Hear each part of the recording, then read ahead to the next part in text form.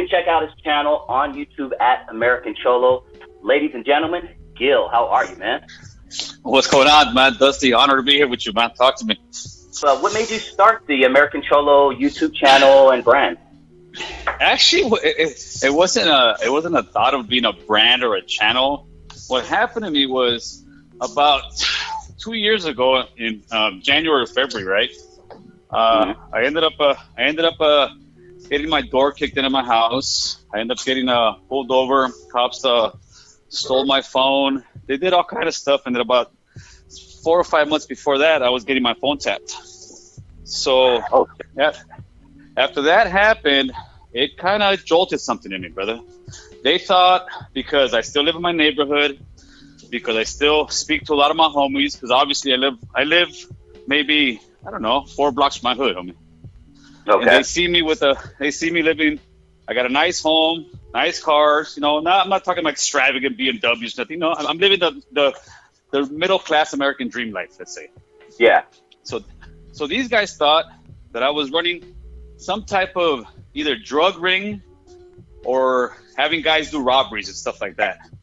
And what these guys don't understand, the only thing I do with my homies is I try to get them work. I try to get them employment. So after they knocked my door down, did all this shit, it kind of just invited me so much that I was, you know what? You guys want to know who I am? You guys want to know what my story is? Here you go. And that's what prompted me to open up my YouTube channel.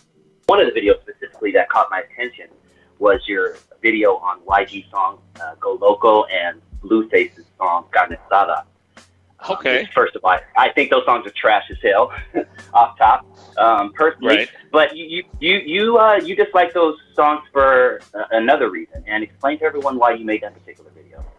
Yeah, I mean, first of all, when I made them, I always tell people that, listen, man, these are like my opinions, and this is a lot of Latinos' opinions. Just a lot of people don't know how to express themselves properly, and they end up fighting with each other verbally or whatnot. Yeah. Those songs, if you look at the song, and if you don't know any better, even young Latinos, I had one young guy call me that I know very well that has a show too, and told me, you know what, dude, I changed my mind after watching your video. Because young guys think that they're being paid homage to. First of all, let's take YG's song. YG's song, he's in there wearing a mariachi suit. That has nothing to do with the LA gang culture whatsoever. That's like that's like being a brown man. Imagine a Latino rapper wearing I'm sorry if I'm saying it wrong. Is it a shadiki? Dashiki.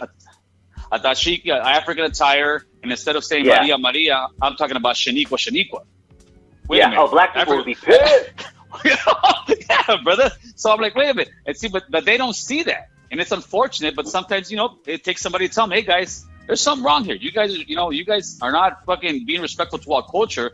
You guys wouldn't want this. The YG one, like I said on my video, I don't think YG did it so much disrespectfully. He obviously did it marketing reason. They want the Latino money, is what it is, plain and simple. Because Latinos are the ones they can say whatever they want. We're a driving force money-wise in just America, period, man.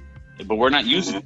BlueFace song, no, that was just plain and simple disrespectful, brother. The guy, I remember I made that thumbnail and I had that Shaka Zulu. I photoshopped my face on Shaka Zulu. And I put, what if I did a song? I did a song, I forgot what I called it, the American Cholo Chronicles with that label on it, the album cover.